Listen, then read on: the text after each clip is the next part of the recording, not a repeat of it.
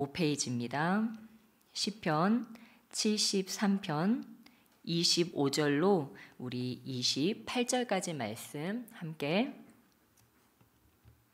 합독하시며 나가시겠습니다. 함께 읽겠습니다. 시작. 하늘에서는 주 외에 누가 내게 있으리요, 땅에서는 주밖에 내가 사모하리 없나이다. 내 육체와 마음은 쇠약하나 하나님은 내 마음의 반석이시요 영원한 분깃이시라. 무릇 주를 멀리하는 자는 망하리니 음녀같이 주를 떠난 자는 주께서 다 멸하셨나이다. 하나님께 가까이함이 내게 복이라. 내가 주 여호와를 나의 피난처로 삼아 주의 모든 행적을 전파하리이다. 아멘.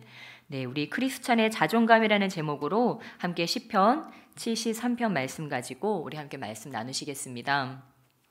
네, 여러분 너무 고생 많으셨습니다. 네, 우리 주님께서 그러나 모든 것들을 아시고 또한 이 모든 것들이 합력해서 선을 이루게 하실 줄을 믿습니다. 예, 우리 또 이렇게 함께 예배할 수 있다는 것이 얼마나 기쁨이고 또 감사인지를 더 깨닫는 시간이 되지 않았겠습니까? 네, 그래서 정말 저는 또 이렇게 있으면서 벌써 그죠? 2주 만에 또 이렇게 얼굴을 보는 것 같은데 참 만감이 교차하는 시간이었던 것 같습니다. 여러 가지 생각이 나고, 근데 참 집이라는 공간이 이렇게 오래 있을수록 좋은 것 같지는 않아요. 그렇죠? 우리는 하나님께서 이렇게 드넓은 자연을 만드시고 우리를 두신 것은 이렇게 다니고 이렇게 하라고 우리를 만들어 오셨는데, 그 비좁은 공간에서 있으니까 어떻습니까? 가족들 얼굴만 맨날 쳐다보고 있고, 아니면 혼자 계신 분들은 또 혼자 이렇게 또 계신 분들도 있고, 그러면 어떻습니까? 생각이 많아집니다. 생각이 많아지고, 이 다른 걸 바라봐야 되는데 자꾸 자신의 모습만 더 바라보고 또는 사람들의 모습을 더 집중하게 되는 것 같습니다. 저도 이렇게 있으면서 요즘에 뭔가 숙제처럼 또한 저에게 한 미션이 주어진 것 같아요. 뭐냐면 바로 이 자존감이라는 부분에 대해서 이렇게 더 고민하게 되고 또 이렇게 연구를 하고, 요즘에 어떻게 하면 우리의 자존감이 회복될 수 있을 것인가, 거기에 대해서 좀 고민하는, 사실 저는 그런 2주간이었던 것 같습니다. 그러면서 이 자존감이라는 것에 대해서 근데 생각하면 생각할수록 이게 답이 안 나오더라고요. 이 성경의 신비도 이걸 생각하면 생각할수록 더 때로 어렵게 느껴지는 것처럼, 이게 자존감이라고 하는 것이 이게 참 쉽지 않다. 딱 한마디로 이거를 딱 이렇게 얘기를 하고 이것이 진리다, 이게 답이다, 이것이 자존감이다, 이렇게 얘기를 한다는 것이 참 어렵다는 것을 깨달았습니다. 그러나 한 가지 주님께서 저에게 주신 지혜를 오늘 나누기를 원합니다. 우리 크리스천의 자존감, 그냥 보통 우리 이제 예수님 믿기 이전에 그러한 삶에서의 자존감보다 저는 그리스도인들의 자존감에 대해서 오늘 좀 나눴으면 좋겠습니다.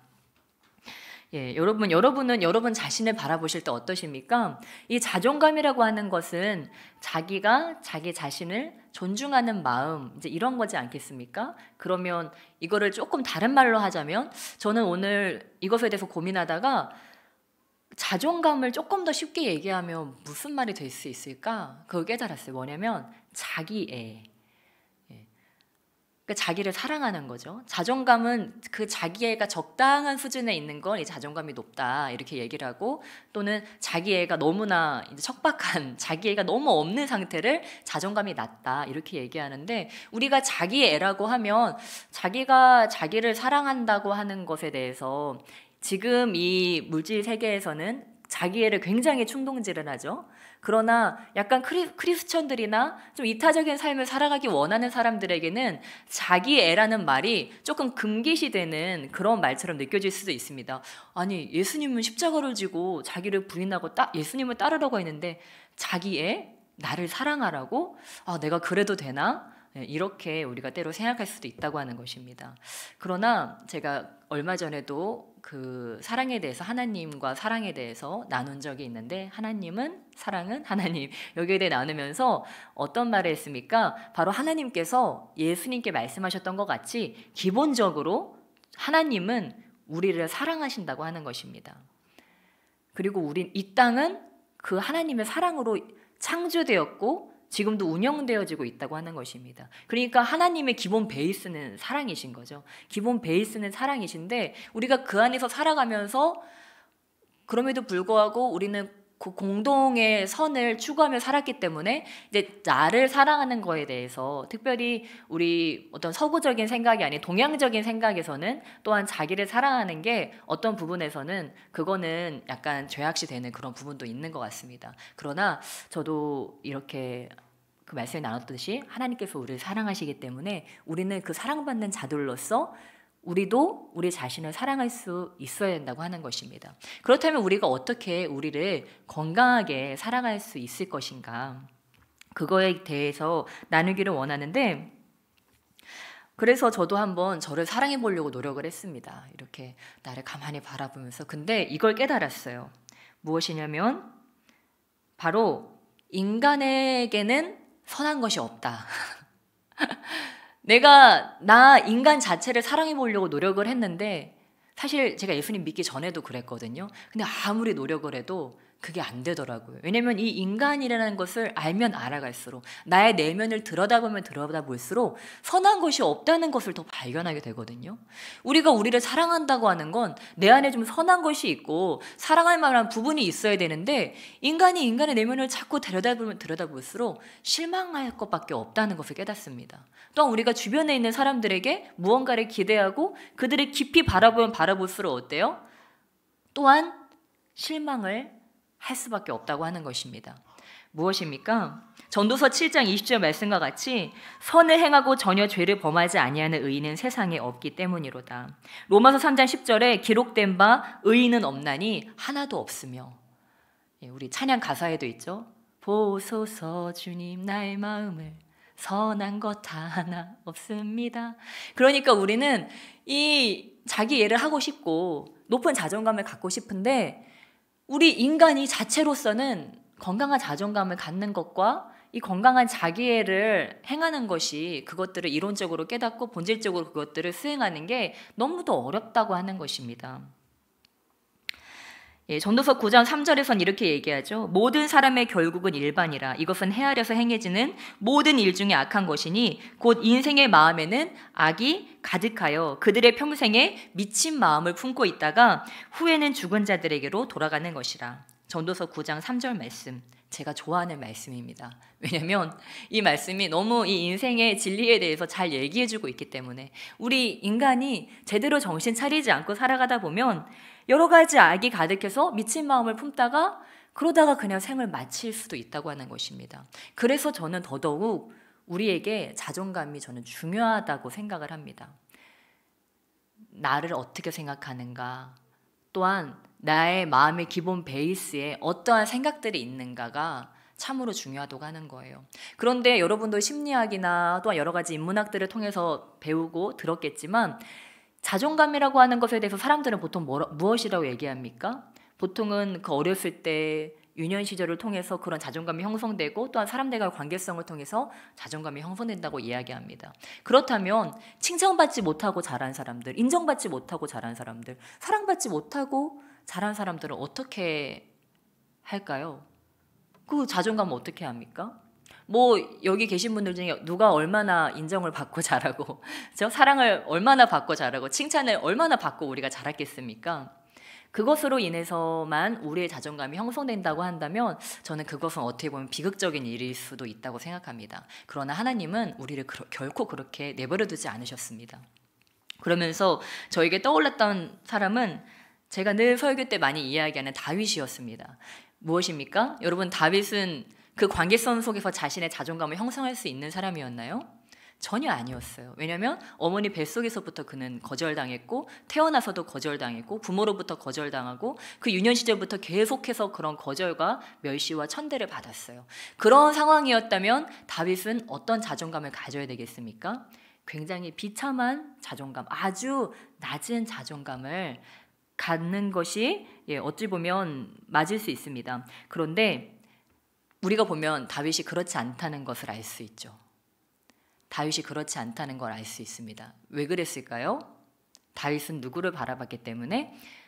하나님을 바라봤기 때문에 하나님과의 관계성 가운데서 그는 새로운 자존감을 얻게 되었기 때문입니다. 다윗이 어머니 뱃속에서 태어날 때 또한 그의 유년 시절에 가졌던 그 자존감이 아니고 그것은 어찌 보면 우리가 본질적으로 가질 수 있는 자존감이 아닐 수도 있습니다. 우리가 진정으로 회복해야 될 자존감, 바로 그것은 하나님과의 관계성 안에서 오는 자존감이라고 하는 것입니다. 그래서 제가 이 자존감에 대해서 기도하며 또한 주님께 여쭤볼 때 주님께서 저에게 깨닫게 하신 것은 바로 그것입니다. 크리스천의 자존감, 우리 인간의 자존감이라고 하는 것은 인간 자체에게서 나올 수 없다고 하는 사실. 제가 첫 그 예배 때 그 거울이라는 설교를 올렸잖아요. 거울이라는 설교에 그런 본문을 사용했습니다. 그 하나님이 우리의 모양과 형상을 따라서 사람을 만드셨다고 제가 그런 말씀을 넣었습니다. 근데 하나님이 저는 그 말씀 준비할 때 우리의 모양과 형상을 따라서 그 말씀에 집중했거든요. 근데 오늘 설교를 준비하는데 하나님이 우리의를 비춰주시는 거예요. 우리의 형상과 모양을 따라서. 무엇입니까? 하나님은 어떻게 존재하신 거예요? 우리로 존재하셨다고 하는 것입니다. 그러니까 우리가 성삼위를 지금도 깨닫지 못하고, 그렇죠? 우리가 그냥 막연하게 깨닫지 않습니까? 하나님은 성부, 성자, 성령 이 삼위로서 유니온으로 연합으로서 존재하셨다고 하는 거예요. 이 말은 무엇입니까? 우리의 형상과 모양대로 사람을 만들었단 말은 우리 인간을 만들 때도 우리 인간이 연합으로서 온전해지도록 만드셨다고 하는 것입니다. 우리 인간 단독자로는 결코 설 수 없게 만드셨다고 하는 거예요. 그러니까 우리가 자존감이라고 하는 건 나의 어떤 인생의 바탕에서 내 스스로 가질 수 있는 것이 아니고 하나님과의 관계성, 이웃들과의 그 관계성 안에서 우리가 정립해 나가는 것이 바로 자존감이라고 하는 것입니다. 그래서 우리 인간을 바라보면서 내 안에 선한 것이 무엇이 있지? 내 안에 사랑할 부분이 무엇이 있지? 이렇게 바라보면 답이 없지만 우리가 다윗이 그러했던 것 같이 나에게는 소망이 없지만 그 주님을 바라보고 주님, 나는 어떤 자입니까? 여러분, 다윗은 그 가정에서는 버림받은 자였어요. 근데 하나님 보실 때는 어떤 자였습니까? 왕으로 세울 자, 기름 부음 받은 자였습니다. 그 많고 많은 사람들 중에서 하나님은 왜 다윗에게 기름을 부으셨을까요? 왜 그 다윗을 왕으로 삼으셨을까요? 왜냐하면 다윗 같은 자에게서만이 하나님이 온전히 하나님 되실 수 있기 때문이라고 저는 믿습니다. 무엇입니까? 하나님은 잘난 사람들, 사울과 같이 좋은 배경을 가지고 좋은 가정에 그 유복한 가정에서 사랑과 인정을 받고 그런 좋은 관계성 가운데서 그렇게 자란 사람들 뿐만이 아니고 우리 주님은 더 깨어지고 그 스스로는 아름다운 자존감을 건강한 자존감을 가질 수 없는 자들을 주님은 더 그 마음을 더 쓰신다고 하는 것입니다. 그리고 그들이 스스로 설 수 없는 그 마음 가운데 우리 주님께서는 그들의 중심이 되어주길 원하시고 그들의 자존감이 되어주기를 원하셨다고 하는 거예요. 그러니까 아무도 다윗은 왕이 될 자라고 생각하지 않았어요. 그 부모조차도 아무도 너는 기름 부음 받기에 합당하지 않아. 너는 왕이 될 자격이 없어. 이렇게 생각했어요. 그런데 누구만은 하나님만은 그를 왕이 될 자, 기름 부음을 받기에 합당한 자라고 말씀하셨다고 하는 것입니다. 왜요? 다윗의 자존감이 바로 하나님이었기 때문입니다. 내 안에 선한 것이 아무것도 없다는 것을 깨닫고 다윗이 하나님을 의지할 때 하나님이 그의 자신감이 되셨고 그의 자존감이 되었고 하나님이 그의 그 자기를 사랑할 만한 그 부분이 되었다고 하는 것입니다. 저와 여러분도 나의 내면을 바라보고 나의 과거를 바라보고 나의 삶을 바라보면서 나 자신을 사랑하는 것은 참 쉽지 않은 이야기일 수 있습니다. 그러나 우리는 그럴 때 나 자신에게서 답을 찾으려고 하면 안 된다고 하는 것입니다. 나의 과거, 나의 가정에서 답을 찾으려고 하는 것이 아니고 우리는 하나님께 가서 여쭤봐야 됩니다. 아버지, 나는 누구입니까? 나는 어떠한 사람입니까? 나는 앞으로 어떻게 살아가야 됩니까? 주님은 나를 무엇이라고 말씀하십니까? 우리는 그것을 물어봐야 됩니다. 그럴 때 우리는 비로소 자존감이라는 것을 얻게 된다고 하는 것입니다. 저는 사실 이 자존감 설교를 준비하기 전에는 꽤 행복했어요. 꽤 행복했는데 이 자존감 설교를 준비하면서 갑자기 제 마음이 굉장히 괴로워지는 걸 느꼈어요. 그러면서 나는 내가 꽤 괜찮은 사람이라고 생각했는데 내가 자존감도 꽤 괜찮다고 생각했는데 내가 굉장히 아픔을 많이 가지고 있고 또 이 자존감이 별로 없는 사람이었구나. 이런 거를 깨달았어요. 근데 그것뿐만이 아니고 우리 성도님들이 이 자존감 때문에 이 자기와의 관계성 때문에 정말 고통당하시고 괴로운 분들이 많구나. 그거를 깨달았어요. 왜냐하면 그렇게 괴로울 게 아닌데 너무 마음이 괴롭더라고요. 그래서 하나님께서 이 고통을 나에게 느끼게 하시는구나. 우리 성도들의 이 아픔을 우리 성도님들 뿐이겠습니까? 또한 많은 이 세상에 살아가는 많은 사람들이 그렇게 자신의 비참함 때문에 너무도 괴로워하고 때로는 해서는 안 되는 선택까지도 하지 않습니까? 무엇입니까? 사람이 제일 힘든 게 자기 자신과 관계성에서 실패하는 것. 그래서 가장 이제 힘든 경우가 자기 자신을 미워하는 것. 그래서 자기 자신을 용서하지 못하는 사람들이 굉장히 불행한 삶을 살아간다는 것을 저와 여러분은 또한 알고 있습니다. 그러나 저와 여러분은 더 이상 그러한 삶을 살아가면 안 된다고 하는 것입니다. 여러분, 누가 그렇게 나를 칭찬해주고 누가 그렇게 나를 사랑해줍니까? 주님은 그렇게 하지만 내 옆에 있는 사람들은 나에게 그렇게 해줄 수가 없어요. 그래서 어떤 심리학에서는 그렇게도 얘기한다고 합니다. 당신이 스스로에게 칭찬해주세요. 저는 그 말을 듣고 처음에는 자기가 자기를 칭찬해? 거울 보면서 누구야? 너 오늘 예쁘다. 너 오늘 참 잘했어. 뭐 이렇게 칭찬해 주라는 거예요. 처음에는 저도 그게 너무 낯설었어요. 그렇게 해도 되나? 근데 제가 그 말을 듣고 한번 실천해 봤어요. 거울로 가서 제 마음이 되게 비참했다고 했잖아요. 자전거 설교를 준비하면서. 근데 제가 딱 거울을 보면서 수혜야, 너 잘하고 있어. 지금도 잘하고 있고 앞으로 더 잘할 거야. 딱 얘기를 해주는데 갑자기 자신감이 탁 생기는 거예요. 그래서 야, 이거 신기하네. 이게 진짜 되네. 그러면서 주님께서 저에게 주신 마음은 우리가 이렇게 해야 된다는 것을 깨달았어요. 우리가 너무 자기애적으로 살아가고 너무 막 교만할 필요는 없지만 우리가 어떤 면에서는 우리 자신을 격려해 줄 필요가 있다고 하는 것입니다. 왜냐하면 사단이 우리를 참소하는 자이기 때문이에요. 그래서 우리가 스스로를 격려하지 않고 스스로를 인정해주지 않고 스스로를 그냥 내동댕이 친다면 우리는 그 사단이 우리에게 하는 그 참소 소리에 속아 넘어갈 수도 있다고 하는 거예요. 너는 왜 그래? 너는 왜 그것밖에 안 돼? 이것도 잘못했고 이것도 잘못했고 너 그래서 앞으로 잘할 수 있겠어? 사단은요 계속 우리를 참소합니다. 옆에 아무도 나를 핍박하는 자가 없는데 내 내면의 소리가 나를 괴롭게 한다고 하는 거예요. 그러면 우리는 어떻게 해야 되겠습니까? 우리는 주님 안에서 말씀을 가까이 하면서 말씀을 통해서 나를 비춰보고 또한 누가 나를 칭찬해주지 않고 누가 나를 격려해주지 않는다면 내 스스로가 나를 격려해주는 거예요. 누구야? 수고했어. 잘했어. 왜냐? 이렇게 자기 자신을 학대하거나 자기 자신을 비하하거나 우리가 그런 삶을 자꾸 살아가다 보면 사단의 참소 소리에 익숙해지다 보면 우리가 다른 사람에게도 그렇게 하고 있을 수 있습니다. 왜냐하면 자기 자신과 맺는 그 관계성을 우리는 다른 사람들에게 똑같이 투사하기 때문에 나도 모르게 다른 사람에게도 똑같은 내 마음의 짐을 전가시킬 수 있다고 하는 것입니다. 그러나 우리가 그렇게 한다면 우리는 사랑을 이룰 수가 없지 않습니까? 우리 가족들과 가까운 사람들에게. 그렇기 때문에 내가 나를 칭찬해주고 또는 격려해주고 인정해주고 하면서 또한 다른 사람들에게도 그렇게 할 수 있는 힘을 얻는 것입니다. 그래서 우리가 이 땅에서 살아갈 때 이렇게 소망이 없는 삶 가운데서 할 수 있는 것은 무엇입니까? 하나님께서 우리에게 주어진 것들, 바울이 이야기한 것과 같이 우리에게 주어진 것들을 자족할 줄 알고 그것들을 만족할 줄 알고 그것들을 감사하면서 우리가 할 수 있는 부분에서 우리가 사랑을 실천하는 것, 그것이 우리가 이 땅에서 잘 살 수 있는 비결이지 않을까? 요즘에 그쵸, 유튜브에서도 정말 많은 것들, 또한 세상 사람들도 여러 가지 인문학, 심리학 이런 데서도 결국 얘기하는 것이 우리가 어떻게 하면 잘 살 것인가, 어떻게 하면 행복하게 살 것인가, 그런 것들에 관한 이야기들입니다.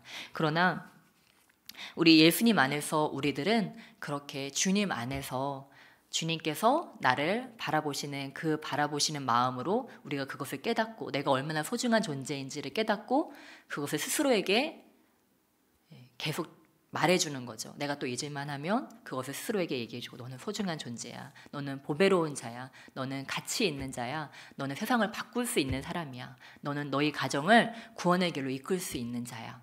스스로에 그렇게 이야기를 해주고 또한 옆에 있는 사람들에게도 우리가 그렇게 얘기를 해줄 수 있다면 우리의 삶은 어제보다 오늘 훨씬 나아지고 또 오늘보다 내일이 훨씬 나아지게 될 줄 믿습니다.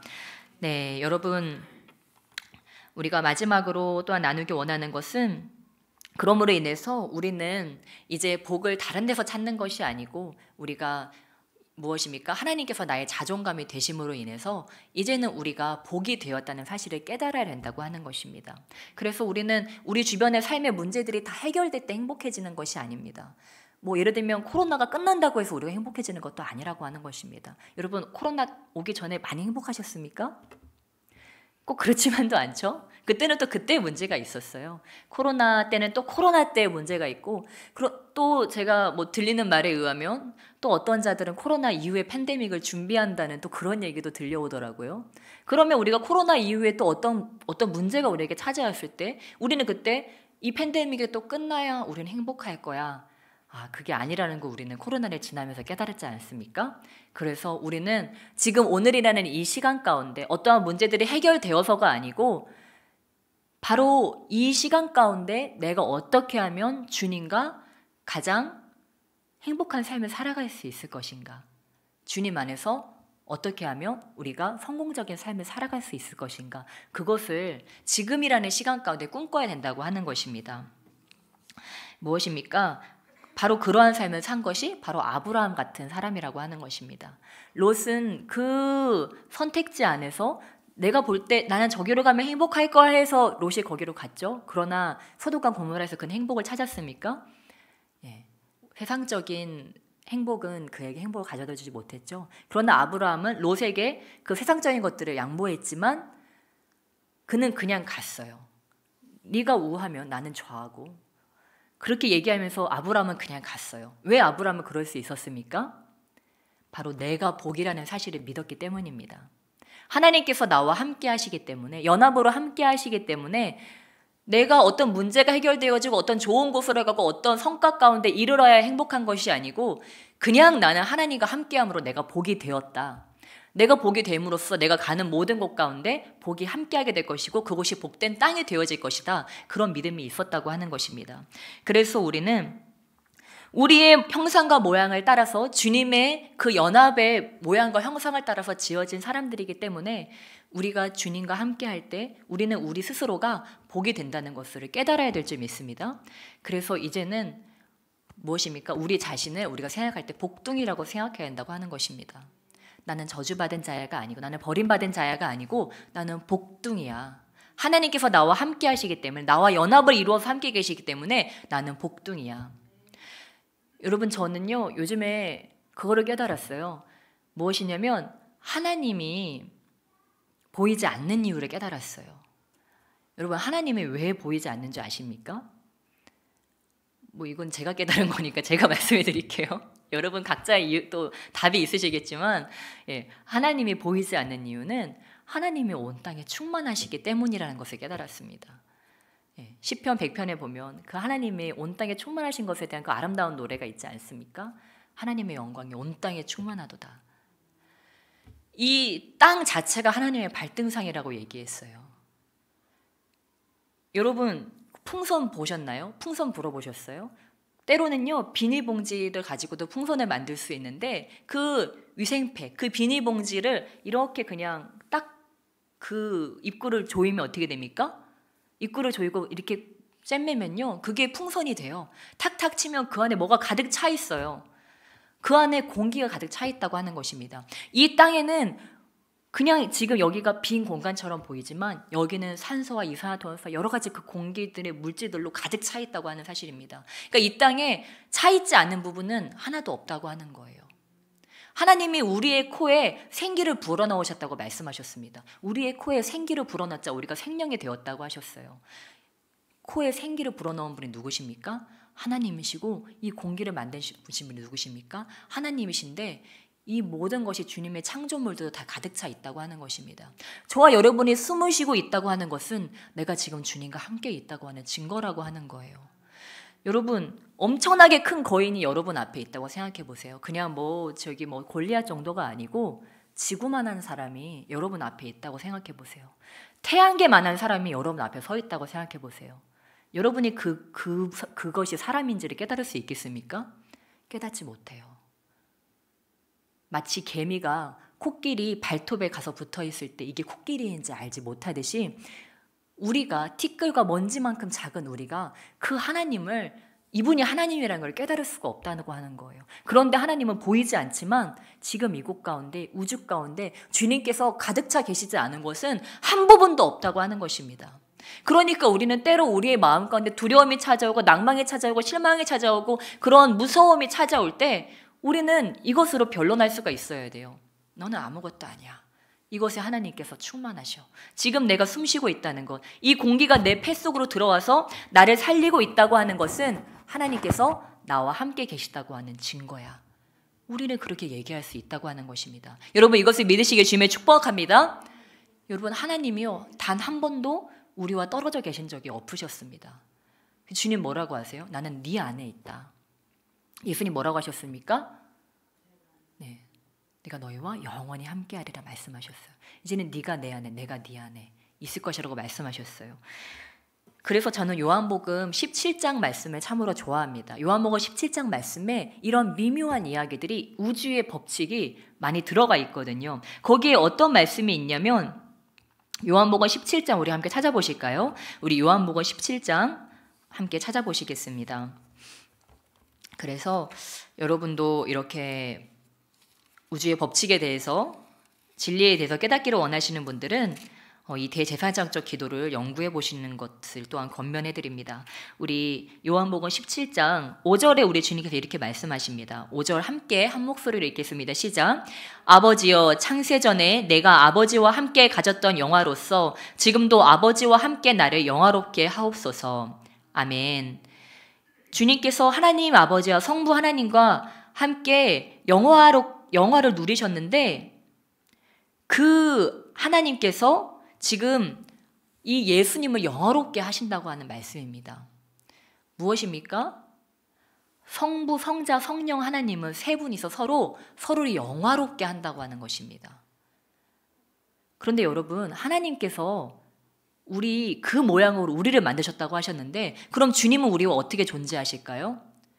우리가 주님을 영화롭게 하고 주님은 우리를 영화롭게 하시고 이런 영화로운 그러한 연합이 또한 우리의 삶 가운데 우리 주님은 풀어주기를 원하신다고 하는 것입니다.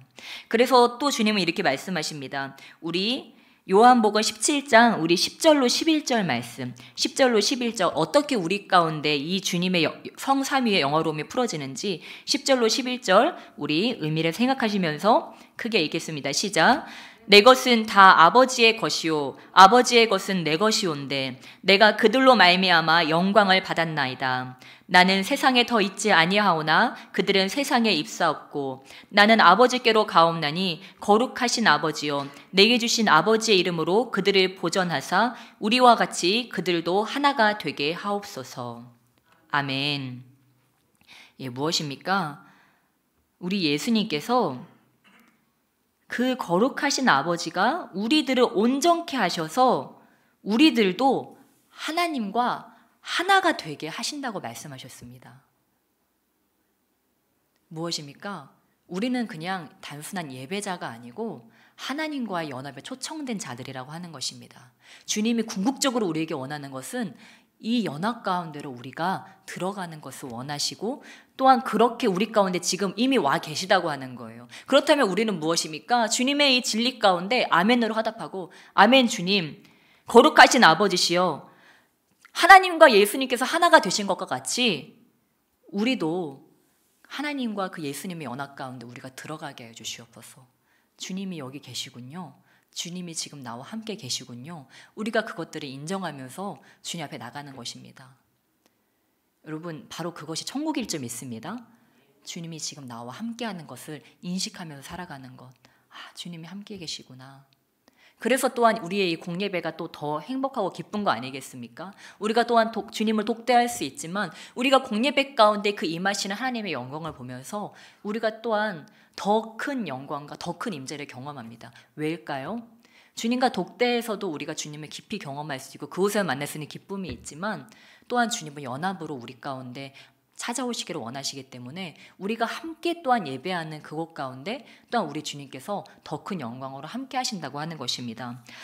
그래서 정말 저와 여러분이 이제는 이것들을 깨닫고 그 성삼위의 거룩한 연합 가운데 우리가 들어가게 되고, 또한 우리의 자존감이 되시는 그 주님, 우리는 이제 자존감을 회복하고 싶으면 어떻게 하면 된다고요? 주님께로 가면 됩니다.